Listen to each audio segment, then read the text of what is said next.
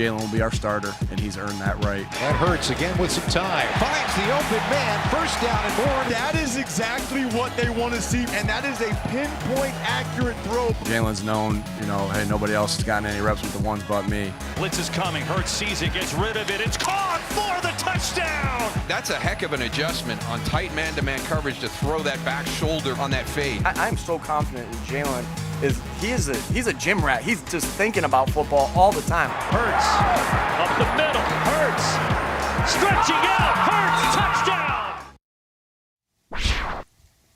We're fired up to introduce our next guest. He's in his first year as an NFL head coach, and he's with the Philadelphia Eagles. Let's welcome for his first time on Good Morning Football, head coach Nick Sirianni.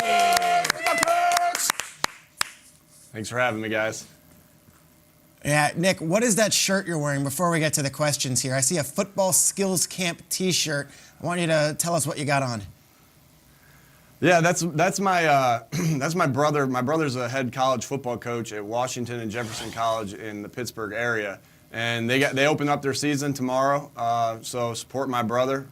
They play John Carroll, which actually is the rival of the school that I went to. So double rooting for him. Obviously root for him everywhere he goes, and love my brother, love my family, and really excited for his season to get started. Yeah, and as a Mount Union guy, you hate John Carroll. I see how it is. Nick, here's what it is. It's Preseason double. is now officially over. We're now less than 10 days away to the regular season, and I know what you're known for. You're a really good motivator. What's been the message for your team now that the preseason and training camp is in the rearview mirror and the Atlanta Falcons are up ahead? The message has been clear since day one when we got here, and it's our core values. It's connecting, it's competing, it's accountability, it's football IQ, and it's fundamentals. And we preach that every single day, and that's been the message from OTAs to training camp to preseason games over and over and over again. And now the message, what I've really said to the team a couple times now is, now we're in this 17-round heavyweight championship fight, and the first round is in Atlanta. And so now it's just a little bit, now instead of going against each other, the goal is still to get better at all those core values that I just named. But now you got an opponent in sight, right? It's kind of like I made the analogy to the team, like when Rocky was fighting Ivan Drago, he had his picture up on the mirror right here and staring at it. So now, right, that's where we're at right now. We're into that 17-round heavyweight championship fight, round one in Atlanta.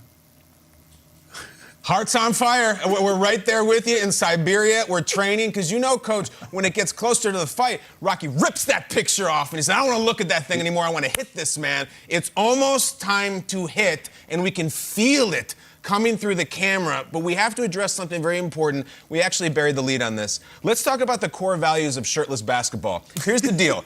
You recently traded for Gardner Minshew, who was formerly on the Jacksonville Jaguars, and Minshew told the world that his first meeting with you was in 2019. It was before the draft, and he said that you guys played a game of horse. Take a listen to the clip.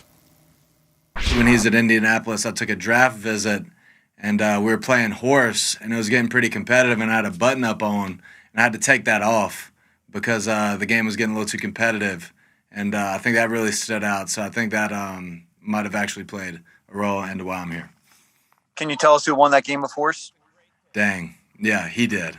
But, I was up, and then we started talking ball. He was kind of distracting me. I took my shirt off, and it didn't help, and he just continued to beat me. But that's why I'm back. I'm back for revenge. He's back for revenge. Coach, take us into this game. Bring us back. What do you remember about it? Well, that's something that Frank Reich and I did in Indianapolis with guys that came in. We, a way to get to know them and a way to kind of loosen them up and not feel like it was so formal. We took them in there and competed with them with shooting the basketball.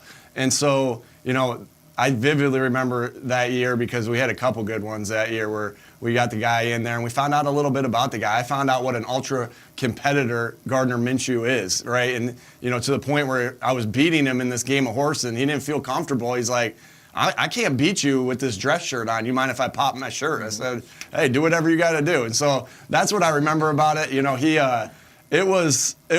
again, I just saw his competitiveness and you know, just we were able to talk ball as we were doing it and kind of figuring out what he knew about ball and this and that. And then we spent our rest of our time in the classroom. But that was just a way that we get the guys to loosen up and see how they compete and connect with them at the same time.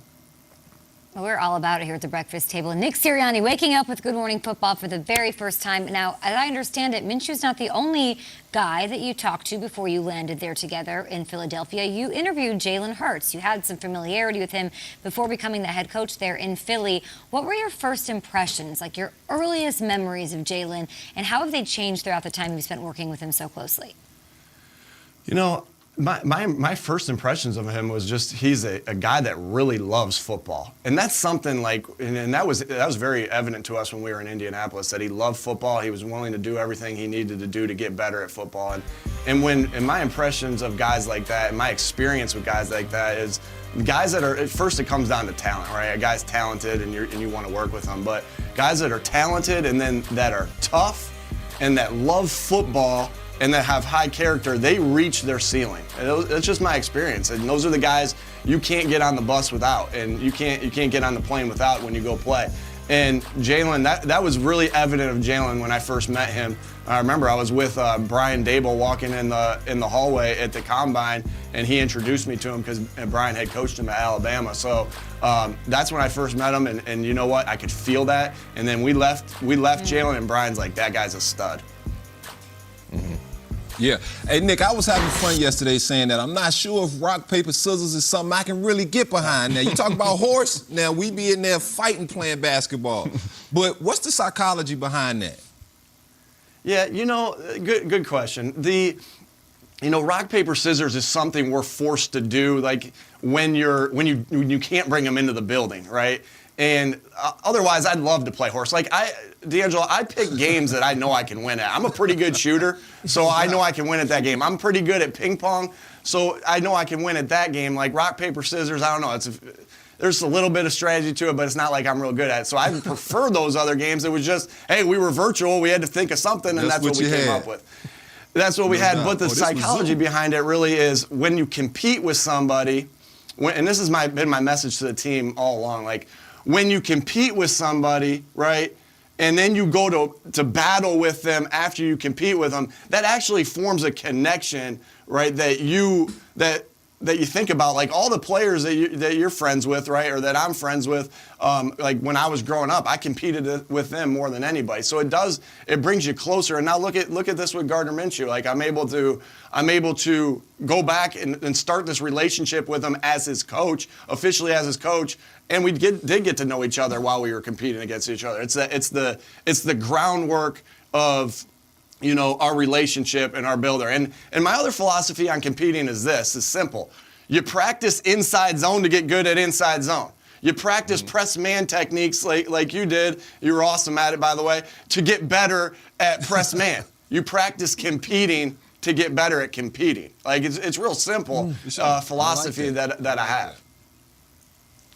Coach, we have a little game we play here. It's called Rock, Paper, Scepter. And the scepter always wins. Now, I know you know what this is. Let's tell the people. You were in Indianapolis last year with the Colts. And last year in our Angry Run segment, Jonathan Taylor was coming up every single week. And he finally won the scepter. He was taking over the segment. And we loved him for doing all this nasty, angry running over anybody that the league put in front of him. What I want to hear from you is we have a whole palette of scepters for this year, for the 2021 season.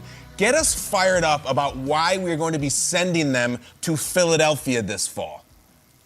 First of all, let me say that as I look down at the bottom of the screen there, like Jonathan had an awesome T-shirt. I want one of those T-shirts. I know I wasn't carrying the ball, but Frank and I were coming up with the plays, right? I kind of want one of those T-shirts. I'm just going to start by saying that. And I'd like to also tell you that what a great segment that is. Like, you got a lot of passion and a lot of fire when you're doing that. That makes it really engaging to watch it. And that's why we enjoy watching one of the reasons why we enjoy watching the show. And so, every Saturday night, like when Jonathan made that list, every Saturday night in Indianapolis, we put that one of we would show obviously the openers, we would show this, but to break it up, hey, we're going from runs to screens. To break it up, we would show that segment every once in a while, whenever he was on it, and the guys were, you got our team fired up in Saturday night meetings because of how much energy you had. So I love that segment. I look forward to our guys being on that segment this year with Miles Sanders and Kenny Gainwell and Boston Scott, really, and Jordan Howard. So I think that segment always starts with what you do up front, and I'm really excited about this group that we have up front. And I'm just really excited about it. Really good offensive line, great offensive line coach, and Jeff Stoutland, and they get it started. They get that momentum of the back building so that back can smack into that guy and finish that off for the angry run. So it all starts up front. I'm looking forward to watching it this year. I want the scepter. Is that what we call it? Scepter. I want the scepter in Philadelphia. That's what I'm excited about. I want to hear. My man.